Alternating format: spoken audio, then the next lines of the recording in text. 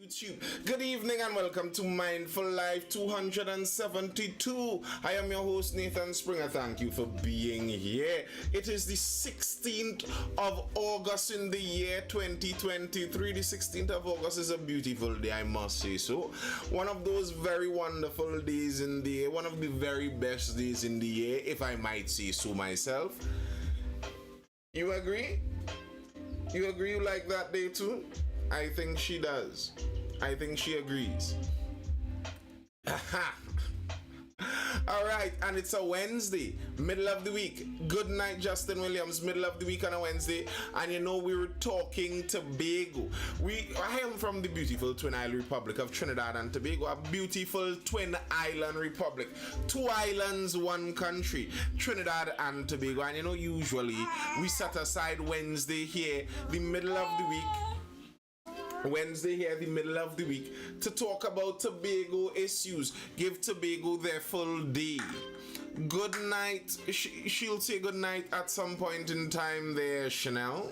At some point in time, she'll say good night too. All right, so let's jump into the issues. See what the issues are coming out of Tobago. I saw recently here that the Tobago People's Party was launched. Tobago People's Party launch on Sunday at Stage in the Sea. Now, I am a bit confused, to be very honest, because I kind of thought that this party was launched already. You know, I thought this party was already launched. When I heard that the TPP is launching, I was like, but didn't this party already have a launch? Hi, SM Resources. I was like, didn't this party already have a launch? What's happening again? But apparently they are having another launch. Good night, Hallie Joseph. Tobago People's Party launch on Sunday at Stage in the Sea. The Tobago People's Party hosts its launch on Sunday at the Stage in the Sea, Scarborough from 5 p.m. Earlier this week, images of the party symbol, a predominantly blue montage of an anchor, trees, ocean, and an island were posted on Facebook. The text on the image read, "A sea of change is coming." During a function on July 2nd at Shore Park Cultural Complex, that's when it was previously launched, we know about that. So they had their launch part 2. Didn't have a name when first launched, and as I've heard somebody saying, they are the TP party, like the Tobago People's Party. If you want to call them something party, they would be the TP party, and you know TP is short for toilet paper. But yeah, it's a unique name. But they had their relaunching back on Sunday, and you know, coming from that, I heard that Mr. Farley Augustine was telling the Prime Minister that yes, he has an election to face on Monday, but what he wants him to do is call the general election now. The Tobago People's Party is ready. Mr. Farley Chavez Augustine wants the general election called right now to show that the Tobago People's Party is ready to displace the PNM there in Tobago.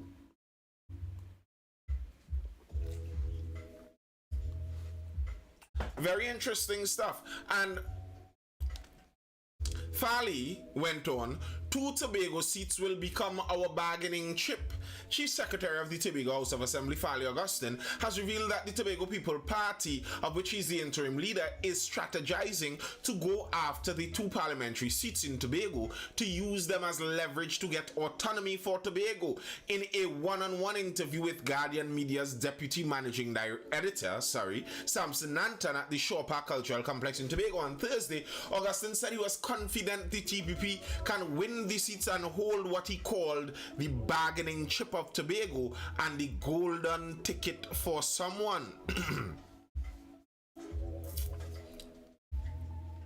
So his strategy is that by entering there by entering there, they would be able to they would be able to win the 2 seats in Tobago and use those 2 seats to bargain with a local Trinidadian party. Because in his belief, in his statement, he is saying that those 2 seats in Tobago are the most important seats in the country. They're extremely important bargaining chips.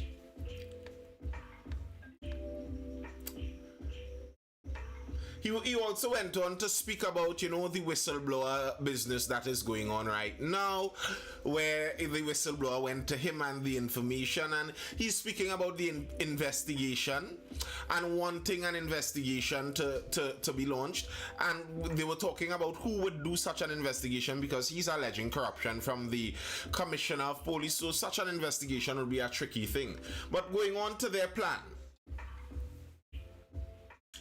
Do you believe you can win the 2 seats? Yes, I do. I'm pretty confident that we can. That was a question to Mr. Fali. Another question to him was, have you given thought to where these seats would go if the election were to be called now? And Mr. Fali went on to answer this, well, the seats won't go anywhere, because I can be quite open about what our political strategy is, which is our 2 seats must be used to negotiate autonomy for Tobago.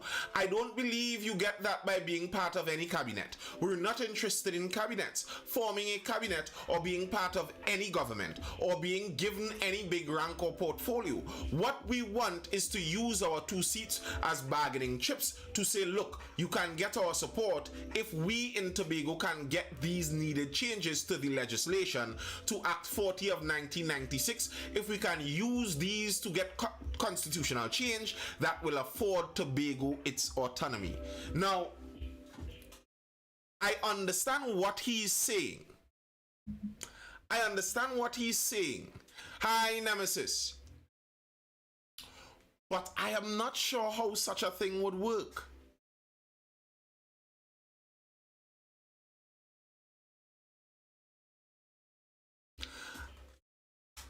I'm not sure how such a thing would work. Good night, political leader N. Phillips. I'm not sure how such a thing would work. Okay, Benjamin TT, relax. Relax with the talking points. You're saying that your plan is to win the 2 seats in Tobago and then use those 2 seats as a bargaining chip to make whoever wants the 2 seats give you Tobagonian autonomy. I am not sure how such a thing would work. And the interesting part in this is he seems to be aware of this. A question was posed to him.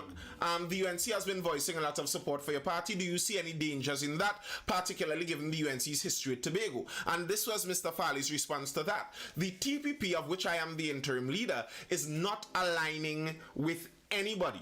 Anybody can support what we propose. In fact, anybody sensible will support what we propose. I have had meetings with trade union leaders, and I have gotten massive support from trade union leaders across the space, but we are not aligning with anybody. Whoever wants to support our ideologies, that's all great. As a matter of fact, for there to be constitutional reform, it will require a special majority. So I need both parties in Trinidad, both major parties, to align themselves with a vision for a much more autonomous Tobago. So then, how does his strategy make sense? How does his strategy make sense then? Do you think this is the leader of a party in Tobago? Oh, good night, political leader N. Phillips. Do you think that Tobago can thrive as an island independent from Trinidad? We spoke about this ad infinitum. Many times we spoke about this. And I guess it's all according to your definition of thrive. And it's according to the direction that their leaders would take it. But I'll put it this way, as I almost always say. Tobago, as is presently, has a general income. They make as an island $200 million, somewhere thereabouts. And Tobago's budget is upwards of $2 billion. I believe they wanted $4 billion this year. So you could do that calculation yourself. Benjamin says Farley feel he's smart, he want to be prime minister, lol, but he can't win nothing in Trinidad. I don't know if Farley wants to be prime minister. He hasn't said that's his aim, and it doesn't seem like it's his aim, to be honest. I don't know if his aim is possible. His aim is a semi-independent Tobago of some sorts. It seems nearly like he wants Tobago to be, as it were, a state, having its own constitution and its own state government to some extent. I don't fully understand it, to be very honest with you. I have asked many people to explain exactly what they mean by increased autonomy, and I've gotten so many varying answers, I have no idea really what it means. But the plan that he is putting forth, that they're going to go out, win the 2 Tobago seats in the general election, and then use those 2 Tobago seats as a bargaining chip to increase autonomy. But then in the same interview, he's saying that in order to get autonomy, they need a special majority in Trinidad. So how would those 2 Tobago seats bargaining give you that special majority where you're admitting you need to get both sides to agree with this vision? Political leader N. Phillips says, add me. Okay, jump in, political leader. I have no problem doing that. Tobago cannot thrive without Trinidad. That will be Tobago currency, and how much would it be worth? Interesting. All right, just now I'm not hearing you too clearly, political leader.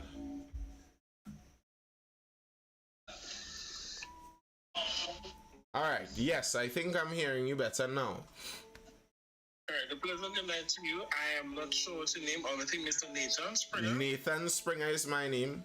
All right, good night to you and to your viewers that is listening presently. I just got a message, somebody saying, get onto this live now, get onto this live. I just came from Trinidad. I'm very tired because I had the election in Trinidad. Mm-hmm. So I was about to sleep, but I was listening to you, and let me answer one thing first. Mm-hmm. Mr. Farley is a very light man. I'm saying it. I don't give a crap. Just before the last THA election, the Honorable Senator Maria Dillon, when we were going back and forth with the autonomy bill and stuff, and who not supporting this, Ms. Remy Dillon would have called a meeting for all the political leaders on the island of Tobago to come together and have a meeting to discuss the autonomy bill, two bills in length from the beginning to end, which were Mr. What's his name? This one, Farley was there. Mm-hmm. Miss Tracy did Celestine at the time because she was the person for PNM, and so then it came the first day, and then he didn't because he was still the chief secretary. The one who has talked plenty, Duke, Mr. No, the next one. No, Farley represent the PDP. The voice of the people. He was the chief secretary before. Troy? Yes, Troy. Yes, oh God, did I forget it? Sorry. Right. Troy Chance. It was Troy, Tracy, Celestine, myself, Farley. The first day, we had Dennis, and then he left just after, before we started. Also, we also had this guy Xavier from this group, this independent group who was there in the meeting. We discussed in length. We had arguments of for and against. Me and Tracy, we said we agreed to something that they wanted to change. We disagreed to something, but at the end of the 3 days, it was from Friday, Saturday, and Sunday. The meeting was chaired by Senator Remy Dillon. Right? Mm-hmm. When we finished on Sunday, we decided, okay, good. Who is going to write up what we discussed and what we decided? Because I was taking notes and we was taking everything. Mr. Farley decided that he will do it up. He drafted something and sent it to all of us. And it was that. Then now, all of a sudden, I saw Tracy tell me, look at what was said. It was something totally different to what we all had discussed to surprise. So Tracy said, listen, she's not supporting this, and your party should write independently and send a letter to the parliament stating what you support or what we didn't support. Now, when I saw the document, I said, but this is not what we discussed. He totally changed change everything that was discussed in the meeting. When I wrote the letter, my party, I called my executive and I said, listen, based on this information and the party and the discussion about the bill, we have changes. We wrote to the parliament and we sent it to the parliament, the Joint Select Committee on the Autonomy Bill. What are our findings and what changes we would like to see? But unity of the people and the political leader, which is myself, we do support the bill going forward. And in the future, we hope that necessary changes can also be added because Tobago needs an autonomy now to see greater development in the budgetary allocations and for the 16 seats or 15 seats to be actually voided or not voided, but to be meaningful based on the autonomy bill.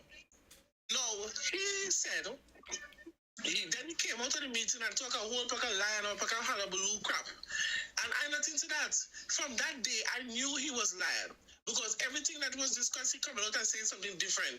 And if you look back, he says something and then he come back and say something. I don't have time for that stupidness. When we talk about Tobago's autonomy, people are, let me tell you this, Fali wants to be prime minister. I'm telling you that. Let me tell you why. You see how Rowley is coming when you have a meeting and you see the launch in Tobago? Yeah. Coming in and, oh yes, let us stand for the chiefs and all that stupidness. Let me tell you something. Tobago cannot stand on its own. I am doing straight talk, bad man. Tobago cannot stand on its own. Autonomy, when we talk about autonomy, we have to talk about autonomy for greater respect in certain decisions, greater respect into the bill in regards to the budgetary allocation. We have to look at some of the other things. When we talk about autonomy, hi? I'm not going to cut you. Just clarify for me in terms of when I'm speaking of autonomy and just bullet points in terms of what areas you all want more respect in and in terms of budget allocation as well as security apparatus, because I believe those are the areas that you are most concerned with. Because for us, when we hear about Tobago autonomy, we try to understand it as well so we can be a part of the conversation. For someone like you who have a political party and a political leader, can you clarify for us exactly what it means? Right. Autonomy. We need a greater decision in the budgetary allocations. That's a bullet point there. When you say allocations, I am also afraid because when we say allocation, we have to look at when we get the 2 point something billion. Every year we keep on since the past administration, we having allocations being sent back because money is not being used. So then now, why do we want more money when every year we have recurring balances that are going back to Trinidad of monies unspent? That is not being used here. So I think the greater autonomy money, it has to be that we're not developing the minds of the people. We're not developing the island, but we're developing the minds of the people based on social development. We want to look at the greater autonomy in terms of we need more forces. We have East and West. But we know Trinidad and Tobago is East, West, North, and South. But at the end of the day, when you look at the Western Peninsula, and when I had to walk for the Tobago West, it's too much, and one person cannot handle the West. It has to be split up. It's either they allocate more seats to Tobago to give us 4, or something has to be done. It has to be an equal or balanced decision making. 2 seats is not enough for 2 people to handle East and West. But those seats are based on the parliamentary system, which is kind of based on a numerical system. Each seat having an average number of people, and the Tobago West seat and the Tobago East seat would have the average number that most of the seats in Trinidad has. So if you split each seat into 2 more now, you'd actually give each voter in Tobago, as it were, 2 votes to the Trinidadians, 1 vote, because their seats would have more power. Not only that, they will have to amend the EBC Act as well. Exactly. I know they have to do all the procedures. Because I think that was the conversation of the autonomy. Is the EBC need to we withdraw new boundaries, and then they need to put up a new system in terms of allotting the number of persons per particular demographic. No, I may mention to that because that was the discussion Mr. Holtroy and Fally wanted that. And they wanted to add that. So I'm bringing that up because I wanted to remember what they were saying in the meeting. Right? As you say that, it makes sense why Yeah. somebody who might be interested in getting more power, as you talk about prime minister and that kind of thing, it would make sense why they would want to actually get more power with the more seats in Tobago. That makes sense. Exactly. That's trying to eke out more power out of the Tobago base. I don't mind. To me, I want all the best for Tobago because Tobago is part of my country too. I love Tobago. I want the best. But when I hear when I hear autonomy sometimes, and the way I hear some people say it, it nearly sounds like people are asking for an unfair slice of the pie. Because sometimes I hear, for example, some Tobagonians lament about their roads and their road conditions and their drainage, and I'm thinking it's not that you are specially victimized, because I'm in Trinidad and I complain about my roads and drains too. So if it is you expect somehow that Tobago is going to be completely perfected and paradise while Trinidadians still suffer, it doesn't seem like you want a fair balance. You want better than Trinidad when it seems like that. And that's what I'm saying, yeah? Tobago, let me tell you something. I'm not into this crappy shit politics thing. I just want to continue to be a leader to help people. And the road that Fali is going with this craziness, it is going to dampen, it has dampened the relationship with Trinidad and Tobago.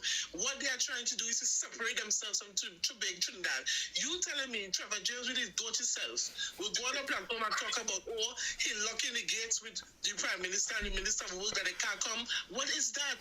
And people are sharing, listen to me, despite whatever we have to do, Dr. Keith Christopher Crowley is the Prime Minister of the Republic of Trinidad and Tobago. In any other country, you disrespect a Prime Minister or a President like that, you will be sanctioned or jailed. And I think that the level of respect is not setting an example for younger people. We can't, let me tell you something, Tobago in a hot, serious mess. It can't separate no way. Because we don't, where we getting money from? Where we get money from? And you know what's the bigger conversation? I was supposed to have a press conference about this. But we have the bigger conversation is, the BRICS is launching in November. Their money, 50 there. What is the, what, as the Chief Secretary, what is your relationship to that?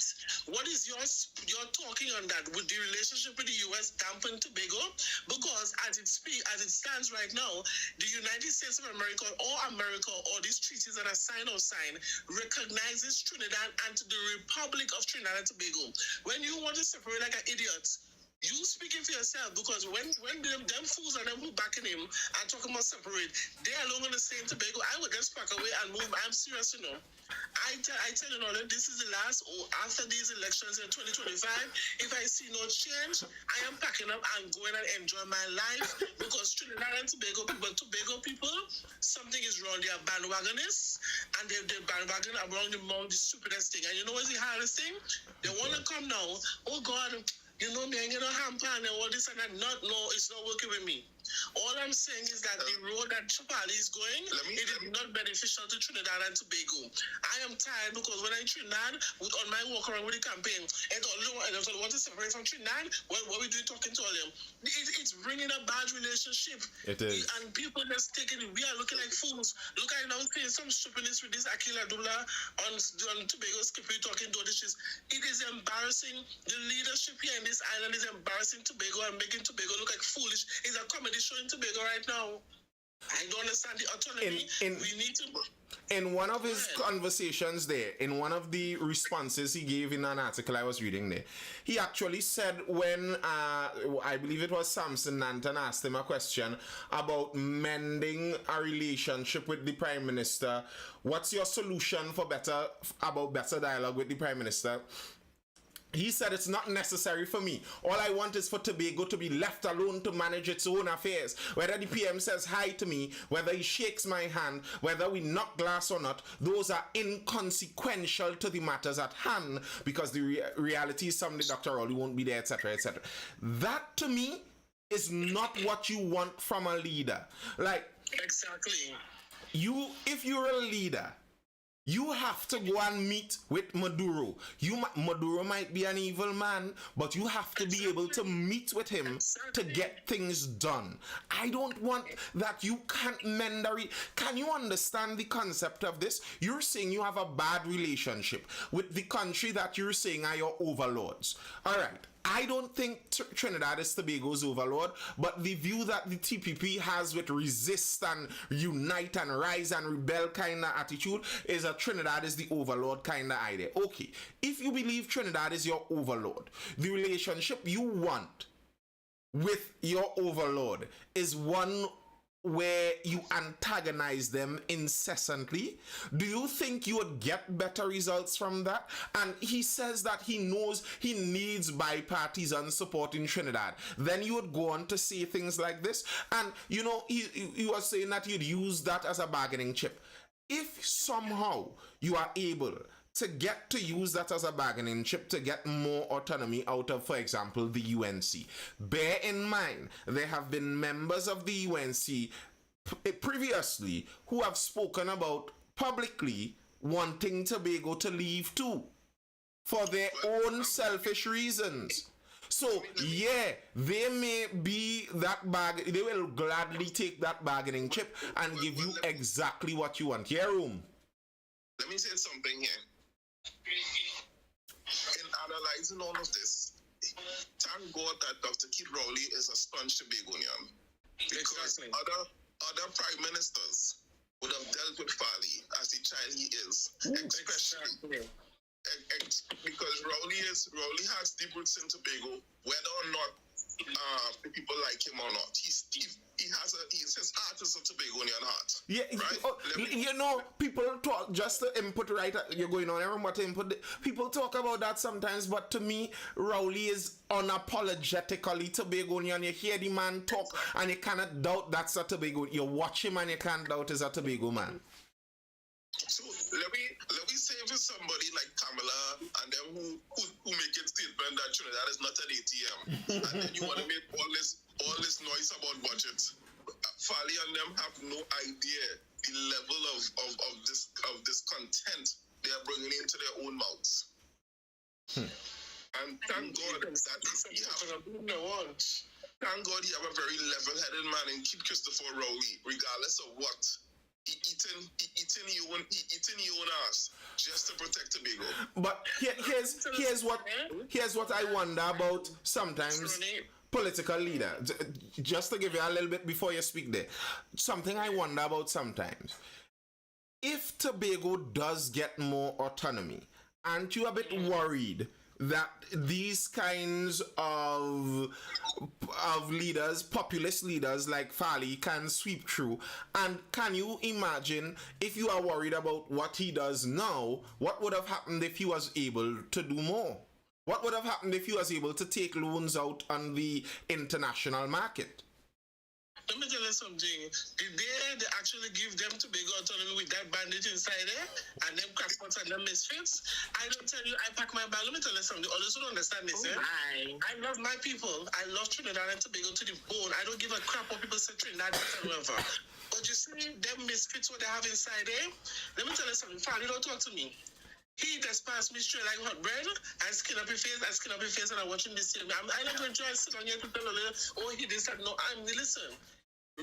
Mr. Rowley, the Prime Minister as well, he has his ways. There are things that I do not like the government doing, but I'll get to that after. But right now, the issue is this crackpot and them crackpots what they have here, they cannot lead this country.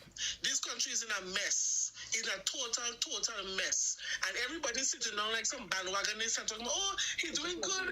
Look at how much bacchanal coming. Look at next bacchanal coming again. It's too much of drama. And let me tell you something. I am glad that they're not even giving them extra money for the budget, because we have not seen anything done in Tobago where they actually did something. What was done was what the previous administration said. Look at them tools. They're so liar. They went and sent the Germany flights and them come back and they went and bring back the Germany. Do you know the German flights and the flights and them coming was already on board? When I spoke to Caribbean Airlines, somebody I knew called the name, they said the flights and them was already scheduled to start up. This one should go out there and talk about she bring back the flights and whatever. All them thing what they're doing here is what was already done. It is in motion already. It's just that they come into power and they're thinking that they do the shits. They didn't do crap. And I cannot listen. I am tired. When I tell you I'm tired, I have been in community service since I was 13 years old. I gave up my work as a pharmacist to help people, and I'm still helping. And I am tired. I was in the PNM. I saw the nonsense what they're doing. They're not helping the youth. I step aside. They treated me bad. I step out. I am trying to do something better, and it's the same thing happening. And you know what is happening? These senior people have no respect for themselves because you continue to vote for the same red and yellow. And when I walk around here when they're talking, once I get my pension, me ain't care about them young people. But it's the same young people who only want to take care of the one and get old and widow, and they're voting for themselves, and they're voting not for the young people in our future. But the young people also are to blame for the stupidity of themselves. Because if you want change, you have to be a beacon of the change. When you sit down there and waiting for money, you know what happened? I wanted to talk about this at my press conference, and I'm going to talk about it now. When I was in Trinidad for the election Monday, me and my candidate went to Fabu Village to wait for to drop off food for the polling agent, but I was so tired. I said, let me sit down and eat. A man with a van next to me or next to a taxi car. He came out and he said, what the F? Well, this boy, we got to take back the money from all, look at my vote, bring them boys and let them vote. So I turned to Shay and said, wait, you hear what this man said? He said, oh, it's not you're saying. No, I thought this was just fake when people go on TV and say money given out. That what the man said. We got to take back the money from all, bring the boys and them and let them vote quick, time going. I watched him and I took some notes. I took his car number, I took the picture of him or whatever, and I said, I was going to tell him, I said, you know what, this is my first time entering the Trinidad space politics. I don't want to get shot or kidnapped. Let me shut my mouth. I don't give you wrong on that one, eh? Yeah. The place dangerous out there. And this is what is happening. I am asking Trinidad and Tobago, all I'm asking is you all wake up and smell the coffee. We have one of the best Caribbean islands in the world. We have so much investment and things to make Trinidad and Tobago the best place. But it's because of the leadership that we have in this country where people are doing personal gain. Everybody's about making history for their party. It's about doing this for themselves. And the PNM do this and that one, and the PNM build the country. No. The PNM didn't build the country. The country has opposition. The country have non-voters. The country has everybody. It's different voices in the Trinidad and Tobago space that build this country. Because if he wasn't taking your shit, you would never be able to build something. And what I'm saying, Tobago's development is dying. There's no tourism. Listen, I'm telling you, we are in a hot mess. And I don't know when they will get it right, but I know I will get it right because when I pack my bag and bust it and want to enjoy my life, that is when they will realize that they make a mistake. You see, you are 100% right with that. Just a little snippet of another article I saw there. Something that I agree with the chief secretary, and these I kind of was partial towards Mr. Farley, with the youthfulness and stuff in the earlies, and some of the things he was saying in the earlies was making sense. These days, sometimes hearing him could be a little more tedious, but this I do agree with him on. Chief Secretary, low productivity in Tobago. Concerning Tobago House of Assembly, Chief Secretary says that the Tobago's productivity must be discussed. Historian Dr. Rita Pemberton in 2019 raised the lack of productivity during a lecture series hosted by the Tobago Writers Guild. The issue has since been a talking point on the island. Augustine is now saying he has looked across the THA at how much is spent on wages versus how much is spent on capital development, building bridges, roads, schools, and so on. And the assembly spends 2-3 times more on wages. And if, when you drive by at 7:30 in the morning, all the workers done pack up and go on home already, then we have a problem. If we are spending most of the monies we get on employing people, and when you drive by you have to be zigzagging on the road because all this stuff piles up on the side of the road, then we have a problem. And he went on to iterate a good bit of that. Lex Boss asks who is on the phone. Well, that's political leader N. Phillips, is it? Nkosi Phillips from the Tobago Party, UT. Unity of the People and a Trinidad and Tobago National Party, because we are registered with the EBC. Beautiful. And I made a promise that, yes, we are now a national party entering the national space of Trinidad now. So we are officially now a national party of Trinidad and Tobago. Right, Lex Boss. That's who that is. Miss Ronnie had something to say a long time. Yeah, Ronnie. Yes, thank you. Hello, everybody. And of course, I'm happy to see you. Anyway, So one thing was brought to my attention, and of course you can let me know if I get wrong information, right? Like in Trinidad and Tobago, we constantly talk about, and I heard finally just talk about and PDP Tobago, Dr. Oli's a dictator, right? So our family had an event this weekend, and we wanted to use a community center. We went to the person who was in charge of the community centers at the time. And you know what this person told us? No. We have to go through the office of the chief stat now to use a community center. They took it back from village council. So now the chief stat will now decide if you can or cannot use the they have to do their due diligence before you could use the community center, which makes no sense. Is a new level of micromanagement, because a community center is something big. But what happened is the community center did say no political meetings in the community center, and then PNM had a political meeting in the community center, and there was upset. So they pulled the community centers from the village council. Anyway, Nicholas, have you heard of this? And no knowledge is also under the assemblyman as well. It's news to me, but I will find out, because if I hear that, I'll rumble them. And I will make some calls tomorrow and I'll find out, and then you will hear my mouth for sure.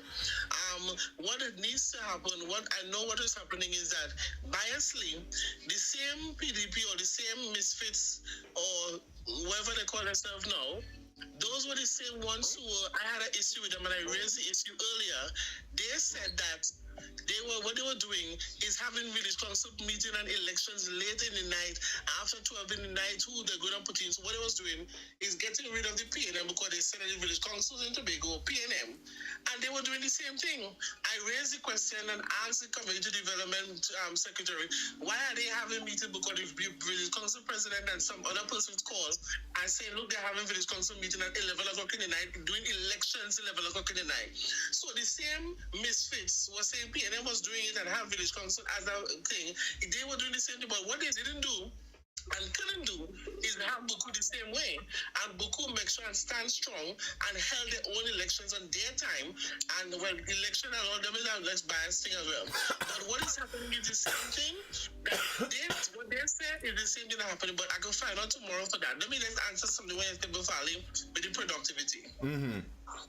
Damn it. I think I would be so good. Some words I want to say, I can't say it here. But he is just, how to say it, you can't talk about productivity when people call on your phone and you're not answering, when business people trying to get onto you, the business sector trying to get meeting with you, they can't get you. You're passing people straight like hot bread. You yourself having your staff go to your political meeting, and if they don't come, they'll look to fire them or look to suspend them. Then again, all this is the one who wanted to change CPAP and put on CPAP fee and not looking at the productivity. Because when I ask the question, why would you want to increase the rates of the CPAP? You know what happened in the CPAP in Tobago and Europe? Let me tell you what's going on in works. When you go to works to ask for a job, who are you supposed to go to? Not the HR of the works department? I would believe so. The HR is sending you back. Go to your assemblyman. Your assemblyman is not responsible for hiring you. That is what is happening. So when you go to works, you're not getting no job from HR, You have to go back to the assemblyman, put on your name. When you go there, they're asking you who party you vote for. They want you to come, and if you give you a little 10 days, you have to. That is what is happening in Tobago right now. Let me tell you why I believe that, Miss Phillips, because this isn't the first time I've been hearing things like this coming out from this party. It seems nearly like a kind of consolidation of power, where what Ronnie is accusing them of there with attempting to control even down to the community centers, and the accusation you hear from supporters of the TPP when accusations like this are made is that the PNM used to do that, so it's nearly like what the TPP is trying to do now is take the control back from, but it seems like they're not trying to put it into a neutral position. They're trying to put themselves now into that position, which is actually a very dangerous thing.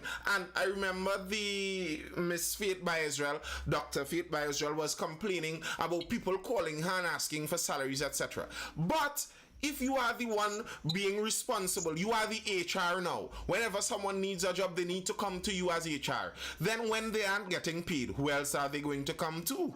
Exactly. And that is nonsense. That is what happened in Tobago. All the go in the division. When I go to the hospital and I ask the girl, I said, well, I want you to pull on these names. No, we can't do that anymore. Now. The secretary said we have to come through them now. I said, what shit you telling me? Listen to me. Oh, Lord have mercy, God. I just try my best to stay professional, but you see when these things have touched me so hard, that what I want to say, I want to meet them on the pavement and tell them what I want to tell them, but they ain't meeting me at all because they know I am playing. And you know what is happening?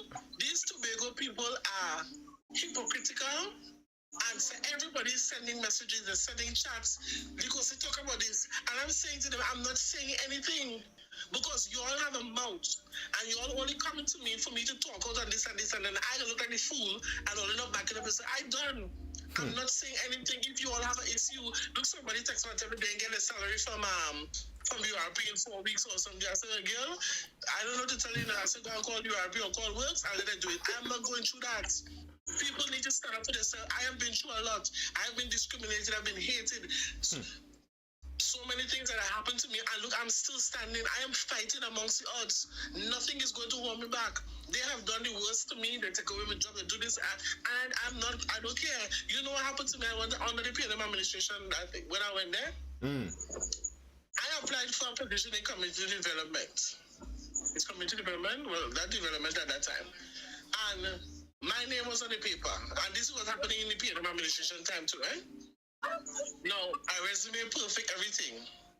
Now when I come back now, I call the position full already, you know. It's not vacant anymore. So you know what I do? All I did was change my first name, Nicosi Phillips Weather, on the resume and put a fake name, General Francis Weather. I ain't changed nothing. I ain't changed the number. I ain't changed nothing else. All I did was change the name, Nicosi Phillips.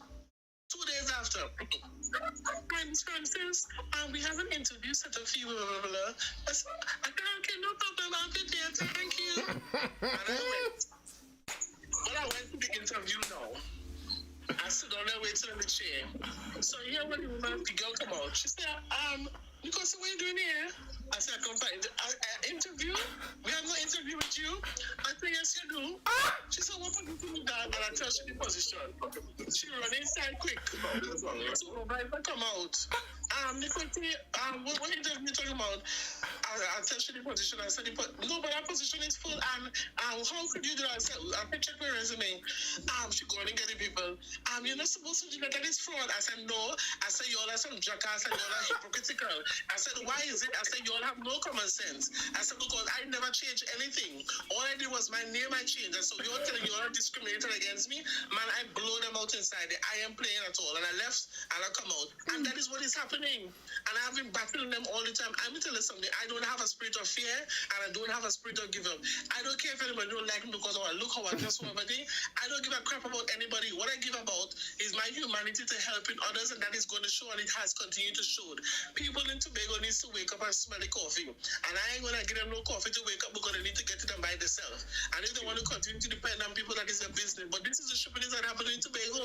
And I think a big part of the reason that is a problem is because so much of Tobago is employed by the THA. That is a problem. You would always run into that problem. And these same people that are having these allegations put against them, I understand that you're saying this occurred even in the previous administration, and that seems to be a fault of just the very structure of the THA and Tobago. But then, in that same model, those same leaders are asking for more power. And to me, if I was a Tobagonian, I don't want the THA to get any more power. To me, I want the THA to actually probably get less. Get things going private. And I know it could sound like I'm speaking probably out of a bubble. I don't live in Tobago, but I think Tobago needs to strengthen their private sector. The problem that he's talking about with 2, 3, 4 times the money going towards salaries than towards capital investment is because you're employing too many people. That's just the reality. Yeah, but if you have 4 and 5 advisors getting $50,000, $80,000, Are you telling me your advisor is this schoolboy who now come out of school? Eh? Come on, man. I am literally telling something. Yes, this one and then the advisor is the same one who on the TV interviewing you. Or your personal boy or your personal boy or whatever they call them personal boy or whatever they call them trippiness. Right? You not come out of school and you have them as an advisor and get over $50,000 through what your experience is.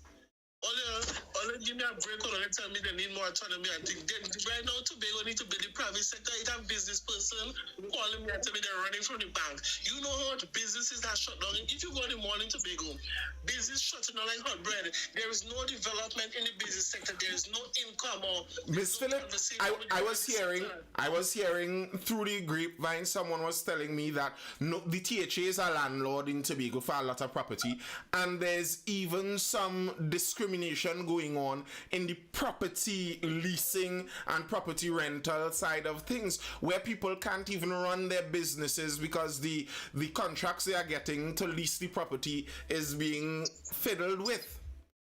Exactly, and that is true, because at the end of the day, and I keep on saying the same thing, and it goes to the government of Trinidad and Tobago as well. If you have state lands, you're willing to take away people's state lands and build roads and shit. Why are you not taking those state lands and build a government building, a government office? Why we have to rent? I don't understand that. I always ask this question. I think it's I think I think the answer is obvious. I think the answer is obvious because they want to pay their friends. Because their friends and their finances have to get money, and God forbid if they ever put me as prime minister, watch me, I'm removing all that, you know.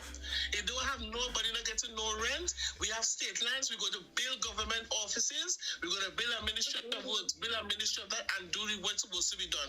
I'm telling you, I'll be sorry for some of them, you know, because you see all this payday where people getting money and these finances and this 1% having a say in the country's development. It's not going to happen. I'm serious. I'm going to scrap every single thing right up to the ground and start over. I'm not going to change no policies. I'm going to work with whatever policies there, and let me see if we can build it. Right now, we need to focus on the development of the people. And right now, you cannot develop the country if the people not develop. Looking up in Sawa, they're up in where the girl living up in Cebu village up there. Up on the hill, they have no water. No water, no running water, no light. Besides, I asked myself, how will they get water? Is the man down the hill where they had to go down to get water, or they run a pipe up, and somebody must be complain, so they cut off the water now. They have no water. They have plenty houses on the hill up there. No water. My candidate fall off the hill because the way how she had to walk up the hill and damage herself 2 days before the election there. It is, and you know what happened to her? It is good for some of them because 7 years or 7 times so you had a councillor pay them was we can try to sour and let's still get them back and then do nothing for that and they want to complain. Some of them have to take it. Some of them have to take it. I agree. It's the nature of the political and what. Yeah, Rome. I said so nothing for you and you like it so. And you know, we were talking about this last night, but I think some of this comes because we don't put the right focus on local government election, where local government election is supposed to be. Local government election, you're supposed to be ignoring the party name. I find the EBC should remove party symbols from the ballot cards for local government election, because local government election is not about the party. It's about the representation from that individual who is supposed to be your councillor. And I said the same thing. I said when I interviewed you before, if you look at my TikTok, you'll see the interview when I said, I find the local government election is supposed to be at the 141 candidates for each political party. We're not supposed to be hearing Kamala, myself, or Gary Griffith and them fools and them on top of the talking and brilliant each other. We're supposed to be hearing each candidate for the community. So if we have a meeting in Sawa Lavantil, we're supposed to hear each candidate saying what they will do for the electoral district. And if the leader want to talk and say, okay, well, we welcome this and whatever, good, that is the end of the day. But you come on the platform to tell me about Sushila and this one man and that one get money for this. That is not what Trinidad and Tobago is about. Local government election is supposed to be about the candidates. Let us hear what the candidates will do. And if you look at it, the only same political party that stands in this country is Unity of the People. Although not recognizing us, because I allowed my candidate to talk about the issues, the solutions, and when I talked after her, I backed her up by saying saying what we will do as a party to help the community. That is what we did, and that was it. We talk about nobody. We ain't call nobody name. We ain't said nothing at all, and that was it. And our campaign right through was on the ground talking about what we could do if she becomes councillor. What is happening? You know what happened to? What's that? Let me make it easier for you. People wouldn't understand what local government election or anything else about. You know why? Because black people's mentality is to don't mind people business, but they wouldn't mind their business, which is the Constitution of the Republic of Trinidad and Tobago that allows them the rights to certain things. If you continue, some of them are me into politics, you know, and me voting because well, if you ain't voting, you can't beg for hamper, you can't ask for nothing because you don't want nothing. Here's my view. Here's my view on that, Miss Phillips. As I was saying yesterday, I recommend that more people don't vote. Here's what I'm saying. If you aren't paying attention and you are going to vote for someone in local government election, expecting them to allow you to get your firearms license, or you are going to vote for someone in local government election, expecting that who you vote for is going to affect local government reform, then you obviously aren't paying attention. You shouldn't choose the people who are running my community. Don't vote. Please don't vote. Yeah. Let's have only the people who are paying attention. And for example, my view on this, for local government election, I cannot vote for a councillor for my district if you have not spoken to me. Anybody who hasn't spoken to me and wants to go as the councillor. I mean, the MP, you could excuse some of that. You run a larger catchment area. Your focus isn't necessarily as grassroots as someone like the councillor. Okay, I could get some excusing and latitude in there. But the councillor, how could you expect me to vote for you as my local representative and you've never spoken to me? I think that's the bare minimum. If you haven't spoken to me, I am not going to vote for you. And in my district, neither of the two who are going up voted for me, so I couldn't vote for any of them. It just doesn't make sense. I'll be being dishonest to do that to me. I'm dishonest. I am saying that this person is the best person to represent my area, and I don't know that. I am being dishonest. I'm lying in that vote. So here's what. I'm not going to select that. I don't know. You haven't proven yourself to me. Let me say something different that I was trying to say before. Yeah, when I say soul, let me say something I was trying to say before. When I say soul is nothing for you and they like it so, right? When you have someone coming on television and looking at the Tobago local government election, so to speak, when in terms of who control the THA, because that's a form of local government election, right? Exactly. And that giving them energy for the general election. So they're hoping now to energize their financiers to say, here what now, we jam them in the local government election. So if all the open the checkbook for general election and we jam them for general election, everybody will reap on the investment. And hence the reason why Kamala and Dr. Keith Rowley to some extent came on a local government platform and speaking about general election topic. And this is and even the consumer, which is the public, need to be educated in terms of what is government, what is local government election, and what is general election. Because nothing Kamala was speaking about could happen at local government election. No policy change, no approval of firearm license, none of that. Nobody, because what the debates I was looking forward to is the local government reform in terms of where they collect taxes within the particular jurisdiction and a percentage of it goes to the local government, and then the other percentage goes to central government. And that bill is languishing. So that bill is supposed to give the local government authority more autonomy to manage their own affairs and business, where it don't depend on the government, whether or not the government like you or not, you have resources to manage your budget. And nobody having those conversations. Let me ask you something.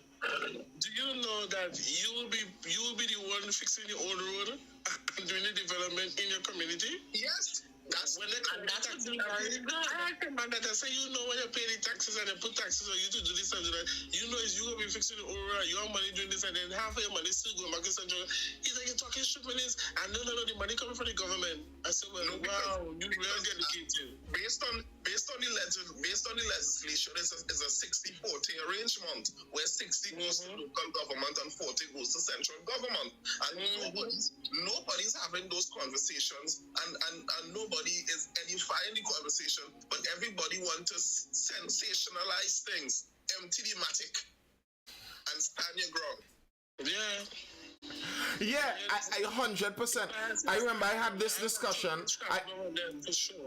I speak about the conversation I had on my YouTube channel, Nathan Springer over on YouTube, with the Tunapuna Piako Regional Corporation Chairman, and those were the topics I was trying to talk about, you know, things that actually pertain to local government, understanding how roads are paved, understanding why in your local government you see a piece of road paved here and a piece of road paved here and a piece of road paved here, because that's how the budgetary allocation came to them. Understanding who is in charge of which road, understanding that they have way more roads than they are able to effectively manage, understanding the property tax that they're talking about, as you raised there, about the monies, where is it going to go? Because like for me, I have made this point so many times, for me the issue of property tax isn't paying the tax. I do not mind paying taxes if I know all of the money I pay in taxes would be going to cutting the grass at the side of my road, making sure the roads are patched, making sure the drain is clean in my community. That's not a problem to me. What I would have a problem with is if I'm paying taxes, you collect my property taxes, send them over to the consolidated fund, the government's kitty bank, and then you go paying Mr. Al-Rawi to rent one of his buildings. I would have a problem with that. And to me, if you want to make, and this is why certain things bother me, even like from the opposition, because there are so many good points to raise. Not saying that you all know I agree with the firearms licenses, basically, that I have a lot that I agree with that point, but it's not the right place to raise that. And there are local government election issues to raise. Many of the roads that people complain about and cussing and day and night about are local government managed roads. You need, you see this plausible deniability. This plausible deniability that everybody in local government has. It's you never know who to pin down. I don't know how many of you have ever tried to get anything done in your community. The problem is you don't know who to pin down on the issue. You go to the local government, then you go to the EMBD in my case, or Carney, and then you have to go to Works, and then you have to go to this one and this one, and they spin you around the entire country, and you can't even blame anyone because you're not sure about it. Yeah, they go to the district office. And this is what we need discussed at local. I wouldn't doubt some of those candidates going up for councillors don't even know the whole process themselves, because they don't need to know the process, because they don't need to talk about the process. They don't even need to talk anything, because you'd have Mrs. Prasad Bisessa, you'd have Jack Warner, Double G, Rowley, etc., all the big guns come out, they talk. You have nothing to do with the whole thing. You go and put representation in an area, and then the people in the area are surprised that they actually have no representation. You voted for somebody that you've never spoken to in your district, and you're surprised that they don't represent you well. Well, Wide Leather says richer areas property taxes will be used in poorer areas who can't pay property taxes. You feel planning areas going to pay? Well, here's the thing. I disagree with that, you know. When I was speaking to Mr. Kwesi Robinson from Tunapuna Piako Corporation, he was talking about that. He was saying that if you spend the local government, the property taxes on the local areas, then you're going to have disparity. I know, and I don't mind. I think it should be that way.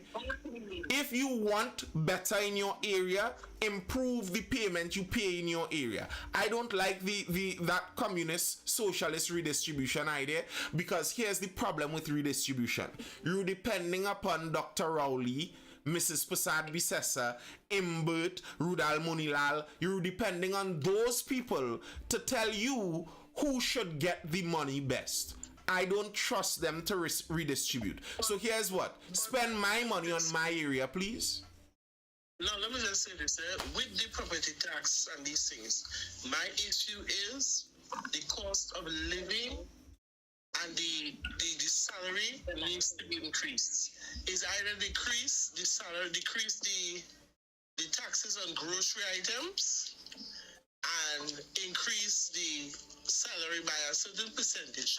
Let me tell you something. A lot of you all will not see what I see. And some of, if you see, let me tell you, I went to this place, Barpo, and a family reached out to me and I went down there. Now, they have wooden houses in that area. Mm-hmm. And the lady, rain was falling real heavy. So I really saw a woman lifting something, but I didn't know what it was. It was a goat she was lifting, but she so sure the water was beating. She quite blow she breast, but she had the goat over her shoulder. So I waited in the car for a while and I came outside and I walked through the water. And I asked her, I said, what was doing there? She was lifting the sheep, lifting on the goat because she would get drunk in the water. So she said, I went to the houses and checked the houses. So when I went to the houses, I was like, wait, look, they full of water. She said, yes. I said, so how will I sleep in the bed? Is literally soaked and the water is actually at the bed level in the house. Mm-hmm. So I said, but how do you sleep? She said, well, they have to do it, they are accustomed to it now. I said, so when the children sleeping on this bed when the rain falling, they have no choice. The area is Kamala owned and they have never ever seen Kamala pursue a business. They come and they start the box train for election group and they stop for a peace riding. We are talking about so they make one children, they make two children, whatever. It's not that enough. The thing, as I said, we have as leaders and as government officials and the state-owned finances, we have a responsibility as a government to the development of our people, the safety and security of our citizens, make sure that we have running electricity and all the running water, all these things. We have a responsibility to the people. But when that responsibility is being neglected and only used for political gains and political mileage only for an election, we neglect the fact that the people will remain to become the way that they are, a lawless society, because the law is only for the poor and not the rich. How many politicians have you seen? I don't agree.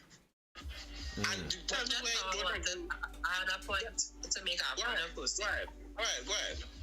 And tell me where I don't think where you agree so I can make sure and finish my statement in the context of that. Go ahead.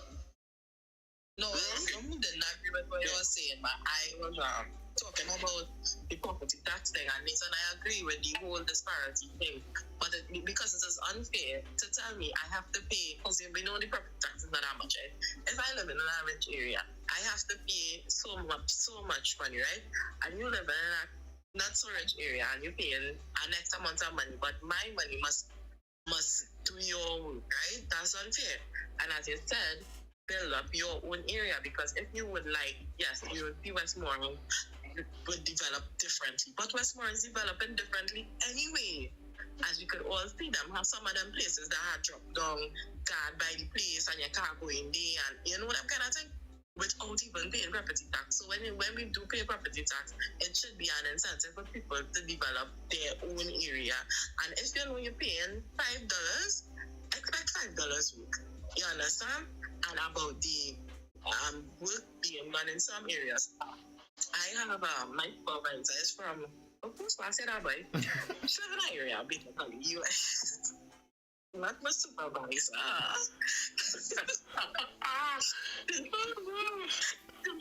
And in a central area, right? And she's saying, the local government representative came to do the box room because of the bad flooding, right?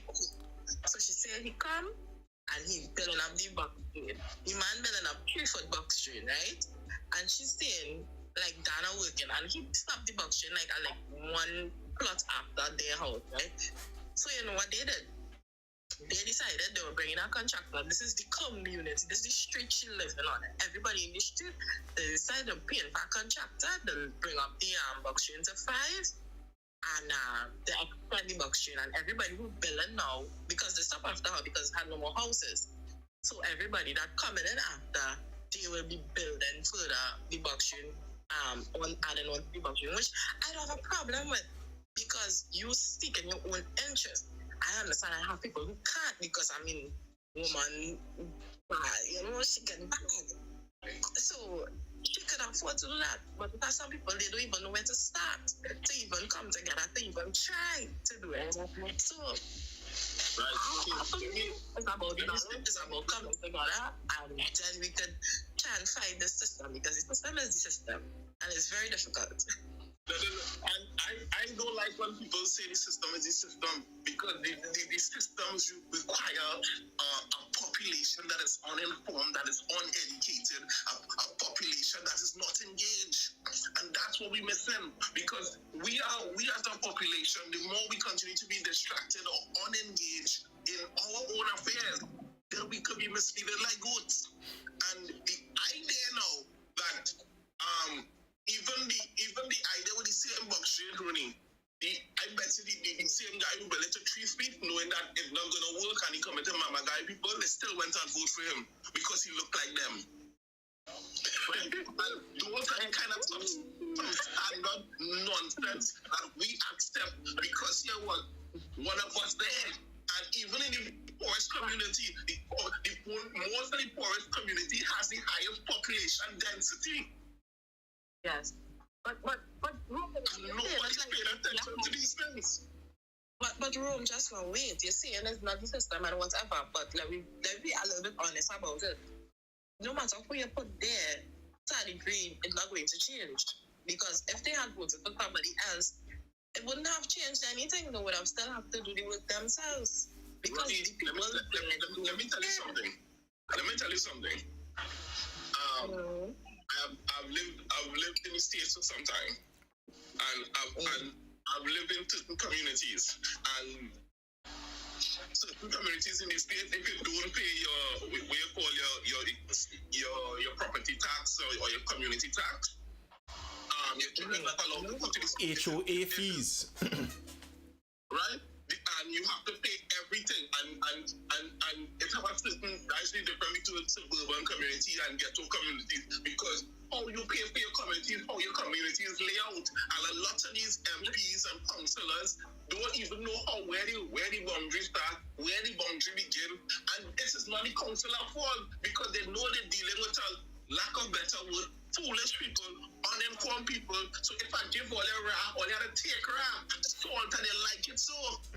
I agree with what you're saying there, Room, and hopefully the hope is that what I do here, what we do in talking in some of the lives, the videos we do, could hopefully effect some of that change. Because like you're talking there, Ronnie, you're saying that whether they voted for them or not, it's going to be someone of the politicians either, which is true. But here's a difference to me. Here's a difference. If an entire community comes together and secures itself, they pave their own road, they box their own drains, they hire a security firm to do their neighborhood, and then when the councillor comes in, they say, we don't vote for you, we don't want you in here. They have much more of a standing than if they're still taking half a box drain, and going and begging by his office, and then still voting, and then still going on the campaign trail, and then still joining the political meetings. So that's why, why I'm saying that's where my more nuanced view came from. As I said, once upon a time, I was one of the people that said, if you don't vote, you don't have a say. But I actually pull back from that. To me, I understand not voting is saying what you're saying. And if I don't vote, and then I also seek my own interest, and then I am also educated on the topic. So when I'm speaking about this, I'm speaking with that interest. I think you would effect some change. What people would recognize, if my entire community is like that, what people would eventually recognize, what the community, the councillors would eventually recognize is, okay, when I go into Roni's community, I can't go with the usual narrative lines that I just push. We have to go with a different talk. And then all of a sudden, people would recognize, wait, but they're doing something for that community and they're not doing anything for that community. It's what you notice. I've noticed something in Trinidad and Tobago. The safest communities politically are oftentimes the most neglected communities because you have no political say. They don't care to do anything that you need to be done because they don't have to work for your vote. Correct. We have about twice. Let me say something. I know personally of particular communities in the West that have village council, and every local government election they make clearly what they want and they measure it. And they have very clear metrics or KPI to what they want from their councillor, and the councillor delivers. And I will not call the community because I would not like to put it out there. And it has some community in the central where they have a village council and they make clearly what they want from their councillor. And they ask the MP to support them in this, that, and the other. Unless you, and then I am saying, and especially now, I went to one in the West, I wouldn't call it community. Now all the village council people are over 50 and 60. Exactly. No young people. Yeah, because we've been pushed out in this cabal, in the same cabal, let's call them the cabal crew in Tobago as well. It's only senior people, and they keep on, and it's the same cabal crew from the PNM who vote back. And imagine they have an election. I still don't know. I didn't even know they had an election. When I went the night, they had an election and vote back. The same cabal people are the over and over, and they do nothing. And listen, people are really fed up, eh? But sometimes you have to set an example, set the right example. And they don't even have the understanding to set the example because they don't understand the power of voting and not voting. That's the thing about it. And when they understand the power of voting and not voting, and I have a problem when you say the system is not the problem. The system is the problem. Because who set the system? The government set this because they set it in whoever is in government set the system and the policies. Because the policies that are set by government or whoever is the ones that has to be running or used to be running people's lives. Because if you're going to get money for some business, you have to get a whole grocery list. The only thing that they're asking who man or woman you sleep with, that's the only thing. Which I think they're asking because I have a complaint in social development where the woman telling the woman, so you don't know your child father them is to go and get help? And I'm going after she, and she know I'm coming after she because she get the message on my life. She get the message on my life. And that is the stupidness that is happening. So the system that we have in place, how to say it, trabacarial or warlike, in a sense that it's not befitting. It has to change to help people. Look, I saw some of you all doing the Ministry of Social Development. They take away food cards from people. They give people food cards to the local government election like hot bread. And a lot of people get food cards. And I'm keep on asking people, and I've been advocating since the COVID. You all remember the government went to the parliament 3 times to get funding for the COVID grants and the COVID relief grants and things for the Ministry of Social Development. Mm-hmm. Do you all know over 60,000 people and more have not received the COVID grants yet and has sent in application? I know of someone that got a call for the grant last week or something like that. Yeah, no, but stop. But I asked the question, where is the allocation of the money? Where this money going to? Because 3 times they keep on coming and say people don't collect yet. And you know, I applied for the grant too. And they call me and send me a call and tell me, yes, I get through, however, and they'll wait for the response. Up to now, I haven't seen this. So my question is, these people continue to take people information. And over 60,000 people and more have not. And that is a figure I've been tallying and I've been getting it from inside sources. Where is the money? All I'm asking, and no, she don't answer any question because Donna Cox, no idle play. And I've been hitting she left, right, and center in the media to ask you, where is the money? That's what we need to ask these questions. And this is what the opposition is supposed to be asking. Where is the money for the allocation that you take? Because when I came at the 3rd time, that was just before we opened the country, it was 13 point something million dollars and 7 point something million or 8 was supposed to go towards the COVID relief grants. So where is the money? They dismantle the post, they dismantle the guests, they dismantle the WhatsApp group or the WhatsApp chat or the WhatsApp phone was supposed to be for person to COVID. They dismantle all of those things. Where is the money? Very good question. Coming to allocations, and nobody asking those questions. And every time I ask you, you know she refused to see me. When I called the secretary, I've been writing to you. She said to me, that's right there. When I called the secretary, hi, I said hi. I want to know what's going on because I keep on asking to meet. Here what the secretary of the minister told me. The minister doesn't meet with political people. I said what? I said, since when this is a policy or something? I don't know about the other ministries, but this is just for this ministry. I said, you serious in the hell? I said, well, I wish her the best of luck and I will be attacking her from the media. Continue to do that. She doesn't want to meet with me. Why? Since when you don't meet with political people, why are you meeting with Tracy Celestine Davidson in Tobago? Why are you meeting with other ministers or other from opposition? Why? Why is it that I'm such a threat to these people? They know why, because the corruption of what happened in there, the person check who they tell them to come for the check. Tell them you didn't have the check there. When the security tell them, go back up there, when she went by next woman, the woman say, yes, I see her checking her. Go on in the back, come back. Oh, I'm sorry, I make a mistake. Where's the ID card number? You check the woman ID card number and everything, but all they get the check in the back there. Who pocket it went to? That's what they're supposed to be talking about. And the person who inside who was taking the check for them. And you know, if you don't realize this, every time I keep on lashing out about corruption, you know, she come out in the media and say, oh, we just found a corruption. Somebody was taking somebody's check and this. And come on. I've been paying attention to the Ministry of Social Development, and the Ministry of Social Development seems to be one of those ministries that has some of the most rampant corruption. Nearly every month, you're hearing, and not small money, you know, hundreds of thousands, in some cases, millions of dollars just vanishing from that ministry. Yes, they're just moving them from one ministry to the next. Look at Tobago here when they had the self-help. Mr. Celestine was doing something as alleged. When I call, when they say they remove him, you know, he in Trinidad working in the next self-help office.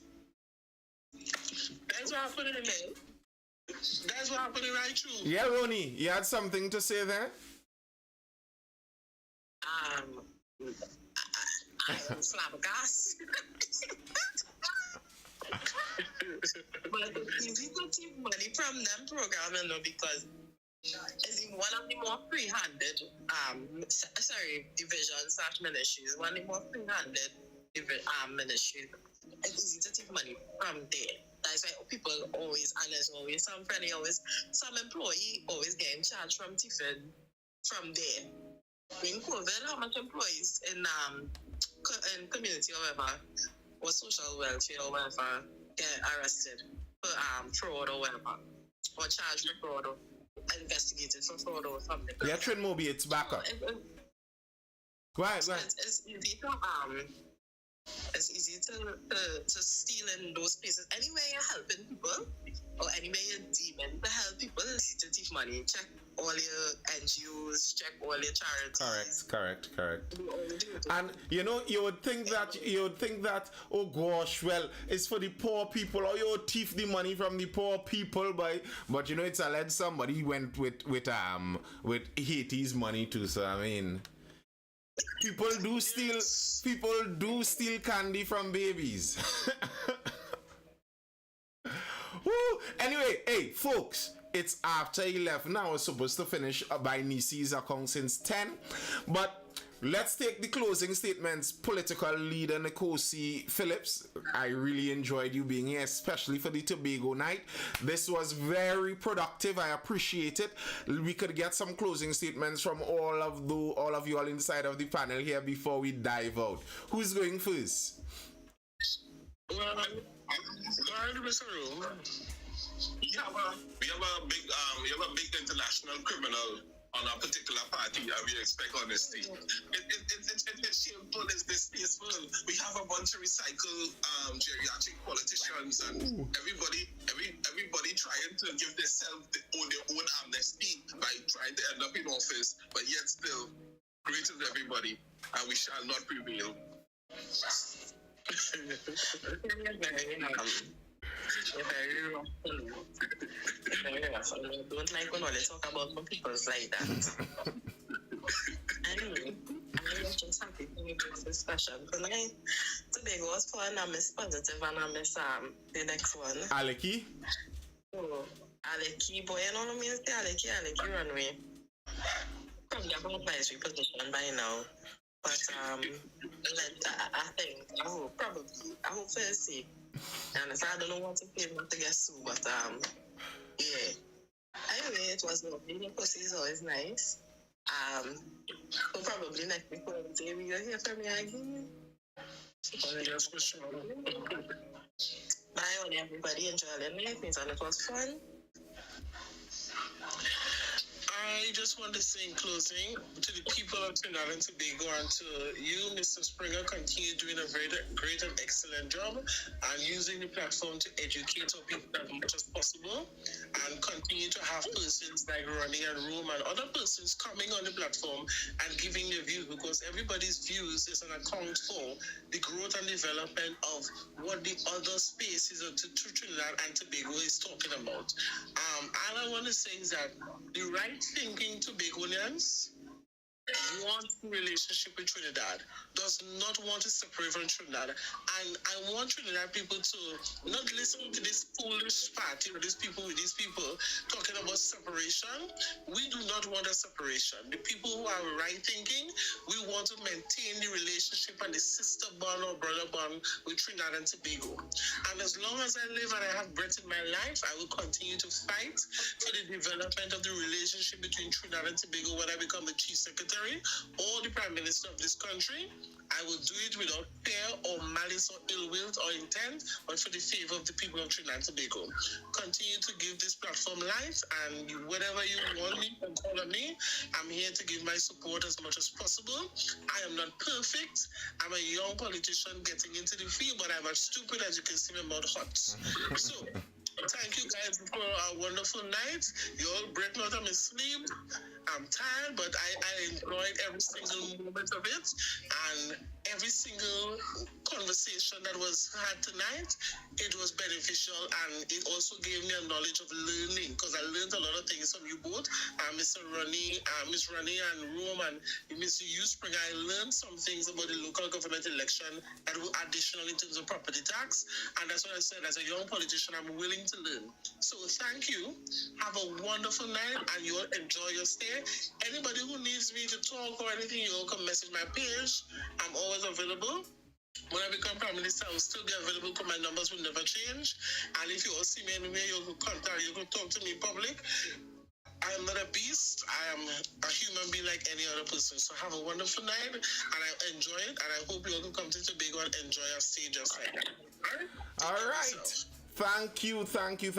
What you're saying there, Rome, about people trying to get into politics to, save their possibly criminal outcomes. That was alleged also in Guyana too. The Guyanese president, I believe, had something like 14 charges against him, but their law is in such a way that their president is immune from prosecution. So as soon as he won the election, well, those charges disappeared. So it's not a strange thing. I am not saying that. It's the same thing that happened in the United States too, and Trump thought he was immune until he tried to overturn the election, and right now he's facing criminal charges. So the right circumstances just need to interfere. I think that's a little different in the US, but we might talk about that another night. Folks, I will see you guys again Friday night. I won't be here tomorrow night. I have something else to do Thursday. So we'll see each other again Friday night for the next Mindful Live. What's that, Ronnie? What? Tonight is your wife's birthday, huh? Yes. Oh my God, what are you doing here? Don't worry. I won't be dead.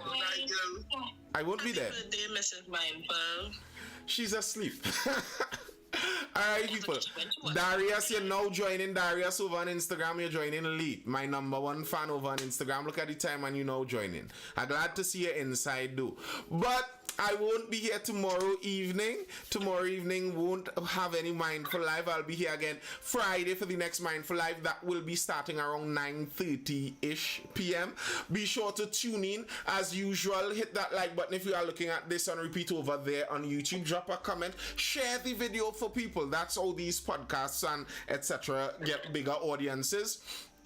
Invite people like whoever invited the political leader there. That's what you do. You tell people, hey, this is some good stuff, take it in. Invite some people, grow the audience, grow the group. Go over to YouTube there and subscribe to Nathan Springer. We're closing in on that 1,000 mark. Head over to Instagram, follow Mindful Education if you're interested in those learning pods or one-on-one tutoring for CXC and CAPE subjects. Until Friday, people, I'm out. I hope you're educated, informed, or entertained. That's all I have.